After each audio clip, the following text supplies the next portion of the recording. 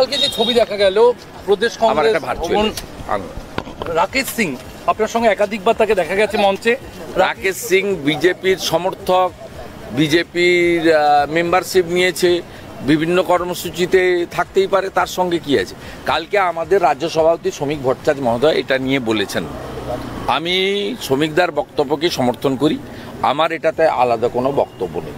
এর দুটো পার্ট আছে, এটা দলের কর্মসূচি কিনা, অনুমোদিত কিনা শ্রমিকদা বলেছেন যেটা দলের এন্ডোর্স কর্মসূচি নয়। আর দ্বিতীয় পার্ট হচ্ছে যেটা সজল ঘোষরা, কেয়া ঘোষরা বলেছে যে ভারতীয় জনতা পার্টি বা অনেক মানুষের মধ্যে এই মাননীয় প্রধানমন্ত্রীর মানে প্রবীণা প্রয়াণ হওয়া মায়ের প্রতি যে ভাষা, দুটো পার্ট আছে। অতএব আমি মাননীয় রাজ্য সভাপতির বক্তব্যকেই আমি পূর্ণ সমর্থন করি, আমার আলাদা কোনো বক্তব্য নেই।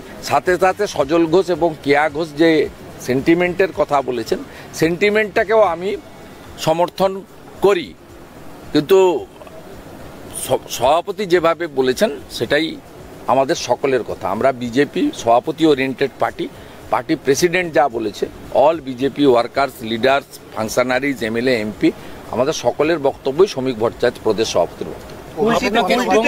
কিছু জানিয়েছেন আপনি যেহেতু রাজ্যের বিরোধী দলনেতা, আপনাকে কংগ্রেসের কোনো নেতা এই বিষয়ে কোনো অভিযোগ? না, আমি আই এম নট ইন্টারেস্টেড। পশ্চিমবাংলার কংগ্রেসের রোল অত্যন্ত খারাপ। কংগ্রেসের রোল যে কটা লোক আছে তারা করে, যখন অধীর চৌধুরী ছিল লড়াই করার চেষ্টা করতো। অধীর চৌধুরীকে দিল্লির কংগ্রেস সরিয়েছে মমতা ব্যানার্জিকে খুশি করার জন্য। অতএব ওখানে সোনিয়াজি, রাহুলজি, প্রিয়াঙ্কাজির সঙ্গে eating, meeting, sitting, dinner, lunch, tiffin সব করছেন। ওখানে কি ললিতেশ ত্রিপাঠী, তাকে চিনি না, সে কোথাকার কি যায় না, সে যাচ্ছে, আর ইউসুফ পাঠান যাচ্ছে, যাকে মুর্শিদাবাদে দেখা যায় না, মুর্শিদাবাদে কারোর জন্য পাওয়া যায় না, তিনিই যাচ্ছেন। তারা পার্টি প্রতিনিধিত্ব করছে ওখানে। পশ্চিমবঙ্গ আর বিহার তো এক ছিল 1905 সালের আগে, পশ্চিমবঙ্গ বিহার তো এক ছিল।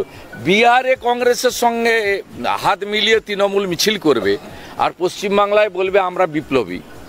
অতএব I am not interested for Congress. লড়াই তৃণমূল কংগ্রেসের সঙ্গে, তৃণমূল কংগ্রেসকে সরাতে পারে বিজেপি, এটা বারে বারে প্রমাণ হয়ে গেছে। 19, 21, 24 প্রমাণ হয়ে গেছে। BJP is the ফরমেটেবল, dependable, not yet মানে টেস্টেড। রাকেশ সিংকে নিয়ে নিজের অবস্থান এভাবেই স্পষ্ট করলেন বিরোধী দলনেতা শুভেন্দু অধিকারী। আমি নরেন্দ্র মোদীকে কথা দিচ্ছি সবার সামনে, কি বলল শুভেন্দু, দেখে নিন। বারে বারে বলি, শুনুন, আমি আমার পূর্ব মেদিনীপুর নিয়ে বলি। পূর্ব মেদিনীপুরে 2019 সালে আমি তখন তৃণমূল করি, বিজেপির প্রাপ্ত ভোট হচ্ছে 37%, তৃণমূলের প্রাপ্ত ভোট হচ্ছে 52%। 2021 আমি বিজেপিতে নেতৃত্ব দিয়েছি।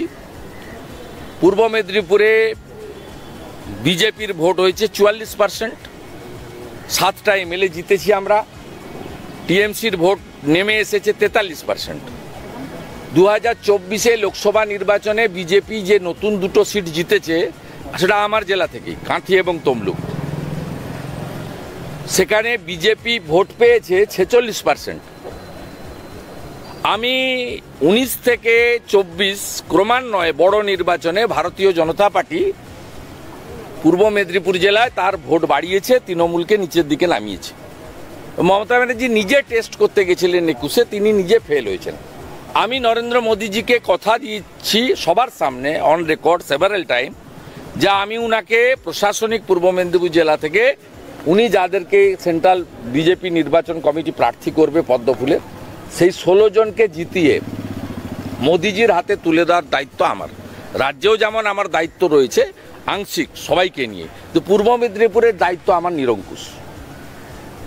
আমি লিখেও দিতে পারি, আমি আগেও বলেছি, লোকসভাতে অভিজিৎ গাঙ্গুলি 80,000 ভোটে জিতেছে প্রায়, আমার ভাই দিব্যেন্দু অধিকারী 50,000 ভোটে জিতেছে। তখনও এই আপনার এই কি বলে এদেরকে, ও বাপ বেটা বলে, আর আমি যা বলি আপনারা জানেন। তা যাই হোক, এরা দুজন গিয়ে চটকেছে, কিন্তু আলটিমেটলি কিছু করতে পারিনি। 26-এও কিছু করতে পারবে না। আপনাদের এই থাকতে থাকতে বলি, আমি 53তম সমবায় সমিতি জিততে চলেছি খেজুরি সাহেবনগরে। 2 রাউন্ডের গোনা হয়ে গেছে, আমি 100-র বেশি ভোটে এগিয়ে আছি, আরও 2 রাউন্ড গোনা হবে। আমি এটা আজকে জিতলে এটা হবে আমার 53তম। রাধানগরের পর, হ্যাঁ, রাধাপুরের পরে 53তম। রাজ্য পুলিশ দিয়ে ভোট করেও আমি সমবায় তৃণমূলকে একদম সাফ করে দিয়েছি, যাকে আমাদের গাঁয়ের কথায় বলে গেঁড়ু উপড়ানো হচ্ছে, যাতে তৃণমূলের আর ছিন্নমূলের কোনো বিন্দু মাত্র থাকে না। আমি প্রমাণ করে দিয়েছি, 26-এ প্রমাণ করে দেবো। দল আগে, দল যদি বলে আমাকে অফিসটা পরিষ্কার করতে হবে সেটাও করে দেবো। কেন বলল শুভেন্দু, দেখে নিন। চলুন, আমার কাজ আছে, আজকের বৈঠকে এটা আমার রুটিন কাজ। পার্টি যে দায়িত্ব দেয় আমাকে পালন করতে হয়। পার্টি আমাকে কিছু দায়িত্ব দিয়েছে নির্বাচন সংক্রান্ত, অলিখিত দায়িত্ব, সেই দায়িত্ব আমাকে পালন করতে হয়। পার্টি ফার্স্ট, তারপরে অন্য কিছু, ঠিক আছে? যেমন বিজেপির কাছে নেশন ফার্স্ট, পার্টি তারপরে, আর ব্যক্তির কোনো জায়গা নেই এখানে। আমাদের ক্ষেত্রে পার্টি ফার্স্ট। পার্টি যদি বলে একদিন তোমাকে ক্লিন করতে হবে এই অফিসটা, সেটাও করে দেবো। কুলটিতে একটা